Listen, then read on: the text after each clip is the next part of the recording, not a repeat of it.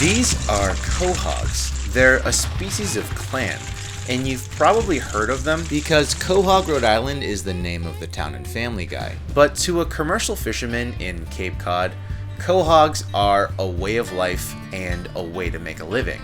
And you'll see that it takes a lot of work to get a clam from the ocean to your favorite raw bar or bowl of clam chowder. For myself, this will be 2025 will be my 10th year. I didn't come up from a commercial fishing family, but my parents took me out on the water a lot. When I was a kid, I needed to come out and go to the beach, and I needed like five-gallon buckets and like 3 minnow traps and my seine net. My little cast net. I love the ocean, I love seafood, and I love the joy of like doing business in the seafood industry. It's a really cool atmosphere and a lot of hardworking people. And speaking of hardworking people, let's see what a regular day looks like for Jake. After a short run to the clamming grounds, Jake gets his dredge ready. This is a dredge, a Quahog dredge, and it dries along the bottom. We tow it, and this is the haul back setup that I have. It's a little honky, but it works. And this is the knife, and the idea is to adjust this tow line between the length of it and where you're towing from to get this thing to go into the mud and be flat and scoop the clams. Jake closes the chain bag and gets ready to make his first tow.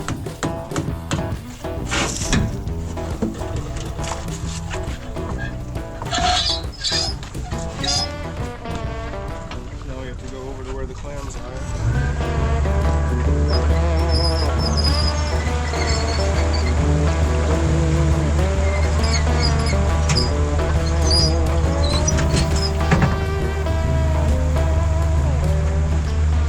Once we got to the exact area that Jake thought the clams were, he lets out the dredge until it hits the bottom.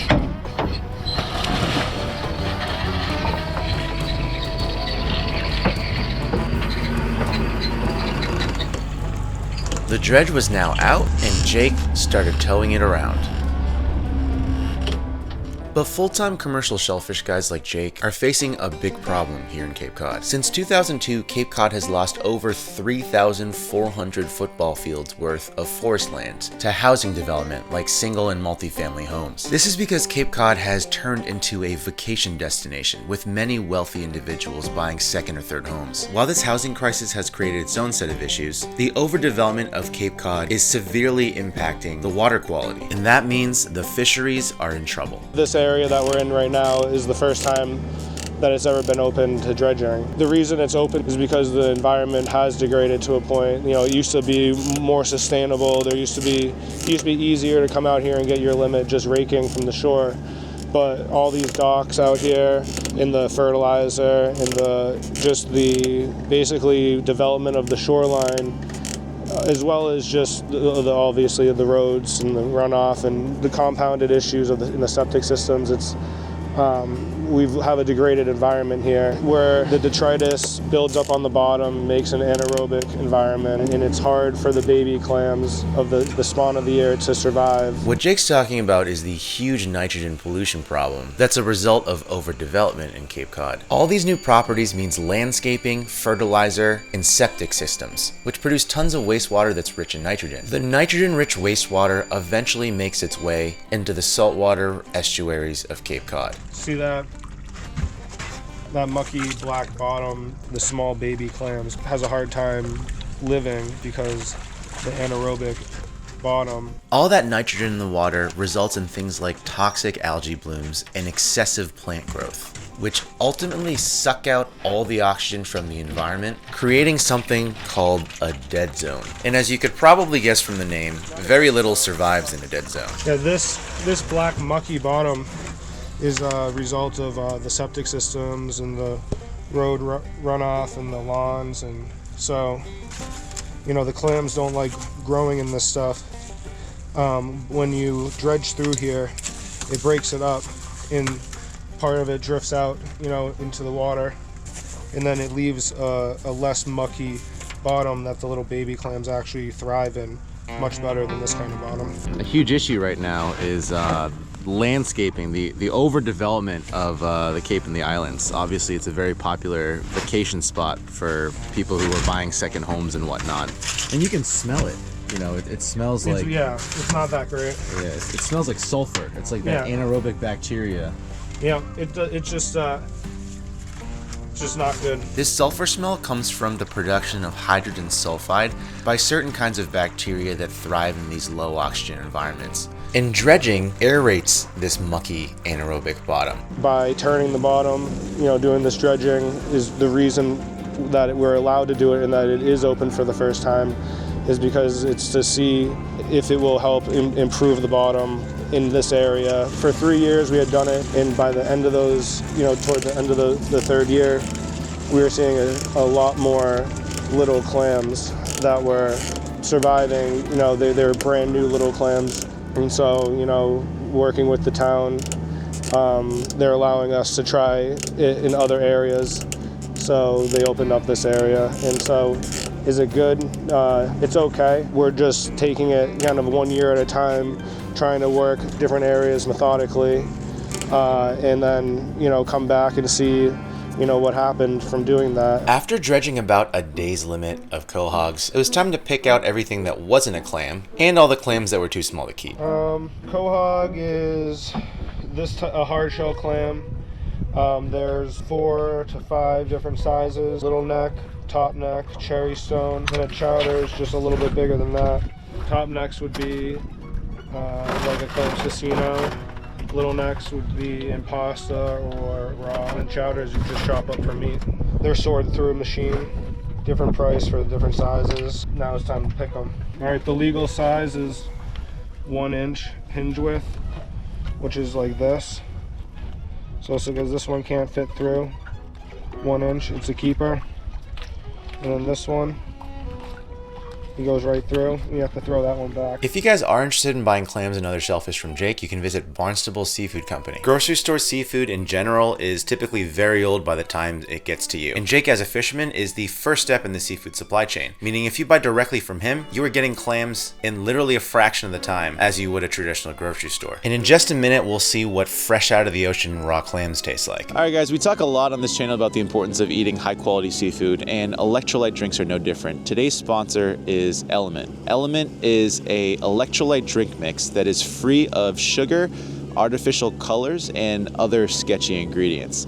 Ingredients like yellow 5, tartrazine, which is known to not be very good for you, and even outlawed in several countries around the world. Contrast that with Element, which has 6 ingredients in it, all of which are easily pronounceable. Element helps me stay hydrated when I'm on the water all day, and it's actually super easy to use. All you gotta do is take one of the salt sticks and mix it with water. The more water you add, the more dilute the flavor will be, so you can add more or less water to really suit your flavor preferences. It also has tons of different flavors that you can try. I really like the grapefruit salt flavor, but the best part about it is that if you click on the link in my description or visit drinkelement.com/tackle-to-the-people, you can get a free sample pack with every purchase, which pretty much comes with every single flavor that Element has. You can try it risk-free, because if you don't like it, give it away to a friend and Element will actually give you your money back. All you gotta do is visit drinkelement.com/tackle-to-the-people or click on the link in my description. Once Jake and I finished picking all of the clams, we packed them nicely into these bushel baskets and covered them with some seawater soaked burlap. Then when we got back to the dock, Jake put these little timestamps under each bushel basket to indicate exactly what day these shellfish were harvested. So I said goodbye to Jake, and he was even nice enough to send me home with a bunch of quahogs. Alright guys, so we got our quahogs here. As you can see, they are covered with sand and dirt. So we got to get all this off because we don't want it to end up in our chowder. So all I'm going to do here is basically just rinse these guys off with water. Then I'm going to use like either a stiff brush, or I'm just going to use some steel wool just to scrub off these clams nice and good. That's pretty good. Nice clean clam. You don't have to go crazy here. I'm just kind of scrubbing it until I'm satisfied. You're gonna inevitably end up with some sand probably in your chowders, especially you know, I'm cooking for myself here, so I'm not super bent out of shape about it. All right, guys, look at all the sand. Ready? Look at all that.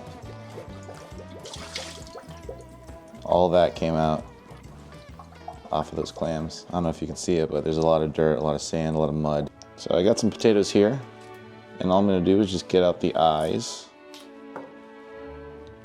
Like I said, cooking for myself, so I'm not going to peel them completely. I don't mind the skin. I think it's actually quite nice. That's it. That's a peeled potato in my book. After you peel your potato, dice them into small cubes. Do your best to keep the size of the cubes as uniform as you can, because if you have some pieces that are bigger than others, then they're gonna cook at different times. But if you're in a rush or you just don't care, then cut them however size you want. All right, next we're just gonna chop up some celery. I'm just splitting these right down the middle, just so that there aren't like gigantic celery pieces that you bite into. It is gonna be soft at the end of the day, but you know, when you're eating chowder, you don't wanna have kind of like those humongous pieces of veggies.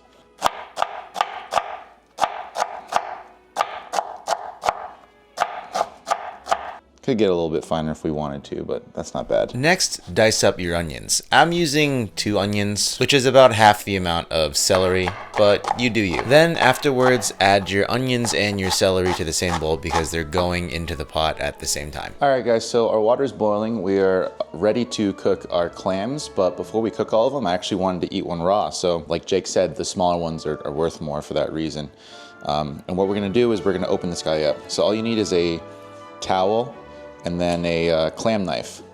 So as you can see, this knife is rounded and it's longer. It doesn't have a point because the way you open these clams is just grasp it firmly like this. So we're basically just gonna work at the hinge and open it. So you're gonna stick that clam knife in and you're gonna see wiggle it right at the hinge.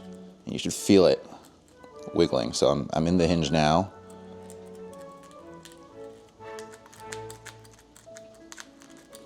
Almost through, as you can see. Now it's stuck in there.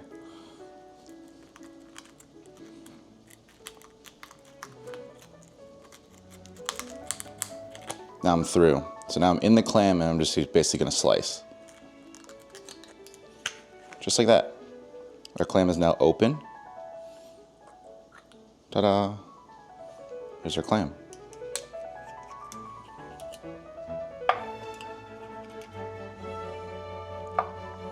All right, so here's our beautiful clam that has been opened up. Row 34 hot sauce.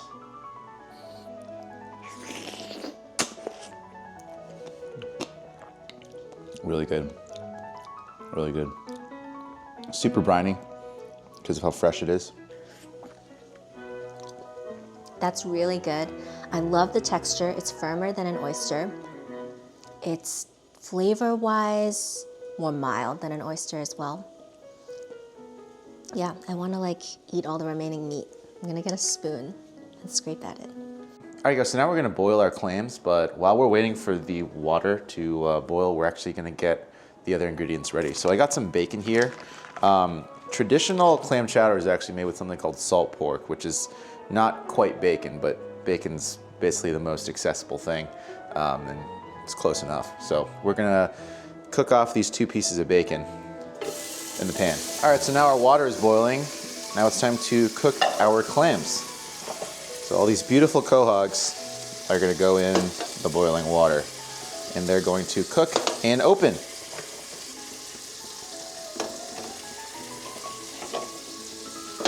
And then as soon as they open up, we're gonna cut the heat and then we're gonna take those clams out. And then we get clam juice. Clam juice is basically the juice that you get left over after steaming, or in this case, boiling clams. And you're gonna use the clam juice as a stock when you're finally cooking the chowder. All right, now you could chop the bacon up beforehand, but then you'd get another cutting board dirty with raw meat, which is no good. So in order to save dishes and save time, chop up your bacon in the pan. At least that's what I do. We are going to remove the bacon, because if we left it in there, it would probably cook a little too much. And if you see in the bottom of the pan, see all those little crispies and all that fat? We're gonna save all that, all those goodies. And we're gonna use it to cook off the onions and the celery. We're also gonna add some Kerrygold, Ireland's finest. All right, let's see what these clams look like. Oh, nice. They've nearly all opened. All right, so I'm gonna fish out these clams. And look at that. It's our beautiful clam. All right, so this is our broth. This is our clam juice. You can use it to make pasta. You know, you can add some white wine, make some soup, whatever you want. Clam juice is very versatile. The only thing is, a lot of people put this through like coffee filters, just because when the clams open, there's sand on the inside. I'm not gonna do that because I'm kind of lazy. So I'm just gonna leave the sand in there. Also, like I said, if you're not eating a little sand, are you really eating fresh seafood? Here in this pot, we've had these onions and celery getting translucent for a little bit now, so I'm gonna add some flour here. And what the flour does is it's gonna end up thickening the broth. It melds nicely with the fat to create a nice starch structure, which ultimately will thicken our chowder. And if we did it right, meaning it doesn't split, it's gonna be a nice homogeneous consistency. I'm going to take the clam juice and I'm going to add it to the celery onion fat mixture that we have here. So, bunch of clam juice. I don't know, maybe that's like 2 or 3 cups worth. At this point, we're going to add our potatoes, and we're going to bring this whole mixture up to a nice boil. And as these potatoes boil, the starch will also come out and help thicken it a little bit. We are going to take our clams that have now cooled, and we're going to pull them out of the shell. It smells great, honestly. No, I can't. Save it for the chowder. Remove the cooked clam meat from the clam shell. Some of them may come out with ease, and others might be fixed in place by that little muscle that attaches the clam to the shell. If that's the case, just use like your fingernail to detach it. I want to eat these so bad right now. You have no idea. Can I just take a bite? Maybe I will. These bigger ones are a little tough, but still really good. Just like a fresh clam. All right, look at these beautiful meats here. Beautiful clam. All right, so we are going to chop these guys up. In goes the clams. The potatoes are now fork tender, so we're gonna put the clams in.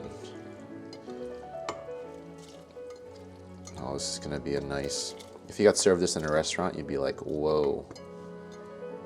It's a lot of clam for a ratio of clam to soup. And we're also gonna put in the rest of our bacon back in.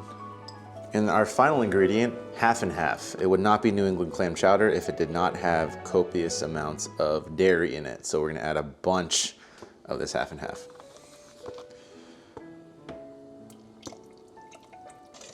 All right, so our soup's looking pretty good. It's thickened up. Yeah, looking nice and pretty. The more those potatoes break down, the more the soup will thicken up. We are ready to serve. Oh my gosh. Nice heaping bowl of clam chowder. All right, so our clam chowder is done, finally. And look at this, it's just super chunky. Obviously this is kind of an amateur job. Like, look at how different sized these potatoes are. But I kind of like it, you know, when you're cooking for yourself at home. It's like some pieces are small, some pieces are big. I like to eat my clam chowder typically with oyster crackers, cracked pepper, and then Tabasco sauce. But like I said, I don't have Tabasco sauce today. I have Row 34 hot sauce, which is very good. Still very, very, very good. And we're just gonna throw some of that in there.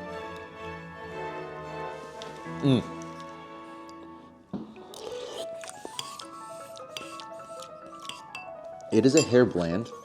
It needs more salt. Add more salt to it.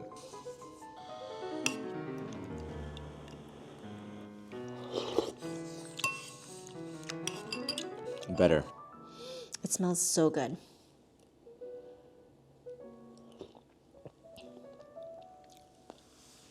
That's so good. That is so good. I love how chunky it is. I love seeing all these pieces.